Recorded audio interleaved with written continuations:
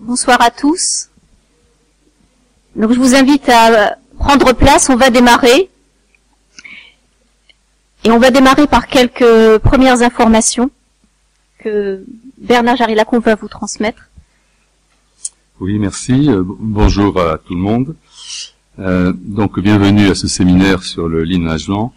Le titre, un petit peu provoquant, le lean management, une histoire de détournement, je pense que vous comprendrez très très facilement par la suite pourquoi on a choisi ce titre. Je voudrais commencer par remercier l'école Boulle qui nous accueille une fois de plus, pas pour l'ODC mais pour la CET Cadre, dans son amphithéâtre et dans ses locaux magnifiques. Et puis je voudrais aussi donc accueillir tout le monde et accueillir plus particulièrement les étudiants de l'ESCP, parce que je crois, je ne sais pas s'ils sont là, s'ils veulent lever la main, voilà, ils sont tous au fond. Là, il y a bien une bonne vingtaine d'étudiants d'une promotion de l'ESCP, c'est donc bienvenue à vous tous, c'est vraiment sympathique d'être là. Alors, l'Observatoire des cadres, je le dis un petit peu justement, notamment pour tous les nouveaux, en particulier donc ces étudiants, c'est une association qui se veut être un carrefour, un lieu de partage, un lieu de rencontre entre des académiques, des enseignants, des chercheurs, des cadres, des étudiants, des syndicalistes, et puis voilà. Et donc c'est ce lieu de carrefour avec une parole totalement libre. C'est un lieu aussi que l'on conçoit comme une réflexion qui prépare l'action. C'est-à-dire, c'est pas une réflexion éthérée, c'est une réflexion qui nous renvoie, si possible, à notre travail et à notre activité quotidienne. Alors, justement pour aider la réflexion, on met à votre disposition. Alors, je le rappelle parce que je le dis un peu à toutes les fois. Ça fait maintenant 1 an que nous avons édité un livre chez Odile Jacob. Donc ça fait 1 an et demi maintenant, qui s'intitule « À quoi servent les cadres ?» qui est un livre qui récapitule toute la pensée, le travail de l'Observatoire des cadres, et complètement en symbiose avec la CET Cadre, depuis à peu près 15 ans maintenant. Je pense que c'est un ouvrage très intéressant, très bien écrit, et je vous invite à l'acheter. Il a déjà eu pas mal de succès, mais bon, si on peut continuer, je pense que vous ne regretterez pas de l'acheter. C'est vraiment un livre sur lequel on revient assez régulièrement pour relire un certain nombre de chapitres. À partir de ce livre, nous proposons aussi des débats et des rencontres dans différentes, ça peut être des institutions, ça peut être des entreprises, des administrations, des écoles, enfin, c'est complètement ouvert pour rencontrer des groupes de cadres ou des groupes qui ont d'autres raisons d'être rassemblés pour en discuter, faire échanger sur c'est quoi être cadre et à quoi ça engage. Les autres documents, c'est un peu classique, je dirais, pour une association qui propose la réflexion, des actes chaque année, qui donnent la trace écrite de tout ce qui est échangé, des vidéos en direct comme maintenant ou en différé sur le site. Donc le site, une newsletter qu'on s'efforce maintenant vous avez dû la recevoir, je pense, hier ou avant-hier, la newsletter d'octobre, qui vous annonce un petit peu les nouvelles. Et puis nous gardons une grande proximité avec la revue Cadre, et dans chaque numéro de la revue Cadre, on essaie de faire passer un papier qui est un point de vue sur un des sujets abordés pendant le séminaire précédent, par exemple. Donc le message est clair, vous pouvez rejoignez-nous, proposer des idées, organiser des rencontres, contactez-nous, parlez-nous à vos collègues. Je peux pas faire mieux, mais je crois que c'est important parce qu'on a tous à y gagner en fait, à échanger, à réfléchir sur le travail, sur notre activité. Alors pardon, je saute un transparent, voilà. L'activité de la fin de l'année. Nous sommes en train de préparer un colloque d'une journée, le même format que l'année dernière au mois de décembre aussi, sur le thème de la rémunération. L'idée, c'est de réfléchir à ce que signifie la rémunération, quels en sont les différents leviers. Donc on partira d'un livre de Philippe Denimal qui s'intitule Les leviers essentiels de la rémunération, classification, compétences, appréciation.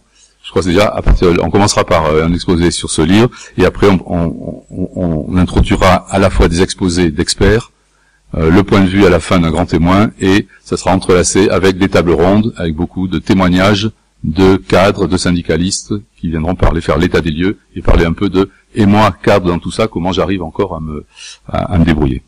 Voilà, donc ça, ce sera le 5 décembre, les invitations partiront tout début novembre, donc vous pouvez déjà le réserver. Ensuite, une information pratique pour tout de suite. Donc nous sommes en diffusion sur Internet, donc nous saluons tous les groupes, puisque maintenant se constituent dans différentes régions des groupes de cadres qui se rassemblent pour suivre ensemble depuis leur lieu, leur local, nos débats.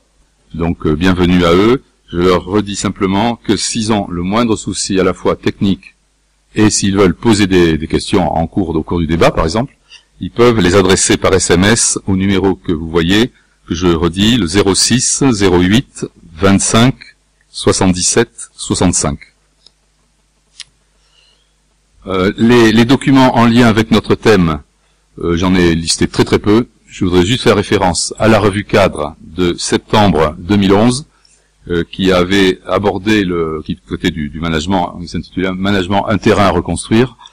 Il y a un chapitre, un article de Dany Chemlalafé qui traite de la Lean administration, donc qui est complètement en ligne, qui est une descente en flamme de management appliqué à l'administration. Je pense que c'est intéressant. C'est que peut-être quelqu'un en reparlera, je sais pas, mais c'est intéressant par rapport au débat de tout à l'heure probablement. Et puis Philippe Lorino, donc il a écrit au moins 6 livres, contribué au moins 6 livres, auteur personnel de plusieurs. Donc je vais pas détailler ça. Je voudrais simplement mentionner un article que normalement on a dû vous remettre à l'accueil. On avait fait assez tirage, j'espère. C'est un article, c'est un chapitre d'un livre à sortir prochainement, peut-être que Philippe en reparlera plus en détail, qui s'intitule « La fuite managériale devant la complexité, l'exemple historique du lean management ». Alors, si vous avez pu l'avoir, lisez-le, vraiment c'est un article absolument passionnant et qui résume complètement la problématique d'aujourd'hui. Donc ça vous fera une trace très très intéressante de ce séminaire et de la problématique. Voilà, moi je vous remercie, j'ai fait mon travail. Merci Bernard. Donc je prends la suite et donc bonsoir à vous tous, à ceux que j'ai pas eu l'occasion de saluer, et aux participants donc par la toile. Au cours du séminaire de ce soir, donc nous allons explorer dans le continent de l'encadrement et du management, nous allons explorer les contrées du Lean pour redécouvrir ou découvrir pour bon nombre d'entre nous le Lean des origines, donc apparu dans l'Empire du Soleil Levant. Et puis analyser ce qu'il est devenu sous nos climats occidentaux et esquisser les pistes possibles d'évolution à notre usage. Pour ce périple, et souvent le déploiement du Lean fait appel à la métaphore du voyage, donc nous avons l'honneur d'accueillir Philippe Lorino et Michel Sailly. Michel Sailly, qui est ergonome, qui a été ergonome durant de nombreuses années au sein du groupe Renault en France, dans des fonctions ressources humaines et production, puis durant 2 années chez Nissan au Japon. Donc il a été membre du conseil d'administration de Renault également. Retraité actuellement, il est membre du groupe ressources de la Fédération Générale Métallurgie, de la CFDT, sur la qualité de vie au travail.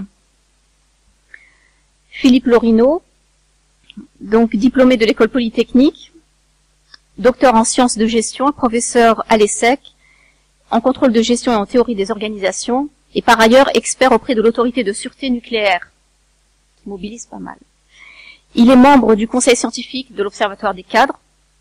Donc, comme l'a dit Bernard, il est auteur de nombreux ouvrages. Puisque nous avons une 20aine d'étudiants de l'ESCP, il y a probablement un ouvrage dont ils ont connaissance, qui est le pilotage de l'entreprise et contrôle de gestion, qui en est à sa 5e édition. Et également auteur de nombreux articles, dont celui qui vous a été remis ce soir. Et en fait, c'est à la lecture de cet article que le conseil scientifique n'a pas hésité un instant. Enfin, un éclairage neuf sur le Lean Management que l'on se doit de partager avec les fidèles participants de l'Observatoire des cadres. Et l'article que Philippe donc nous a permis de reproduire pour vous ici présents, nous l'en remercions vivement.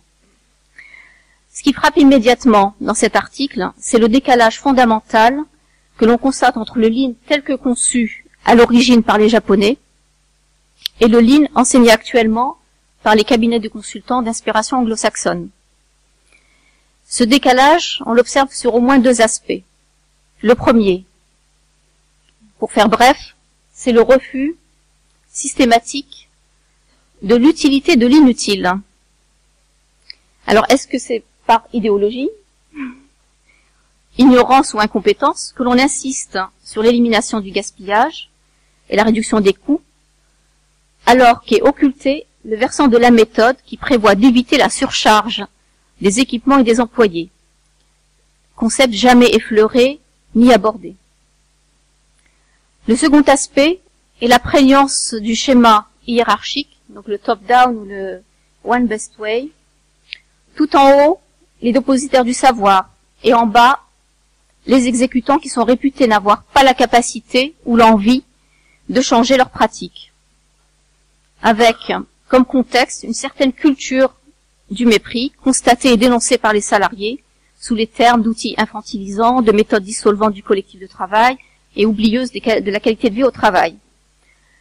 Donc, verticalité des relations dans un monde numérique qui évolue globalement vers plus de latéralité.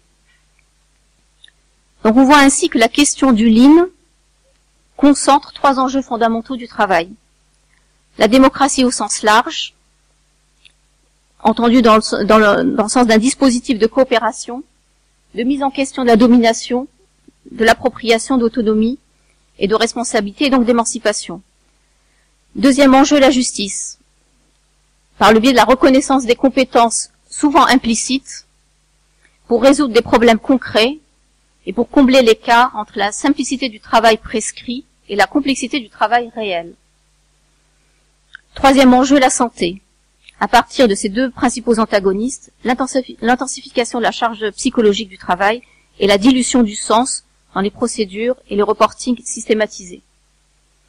Donc sans plus tarder, je vais passer la parole successivement à Michel Sailly, donc qui va nous relater l'expérience concrète de Renault, chez Renault depuis les années 2000, et puis à Philippe Lorineau, qui va vous livrer donc ses analyses sur le lean et ses adultérations actuelles, ainsi que les pistes d'action qu'il entrevoit pour l'avenir proche. Donc 30 à 40 minutes pour chacun, et vers 19h30, nous démarrerons les échanges avec vous. J'en ai fini. À toi.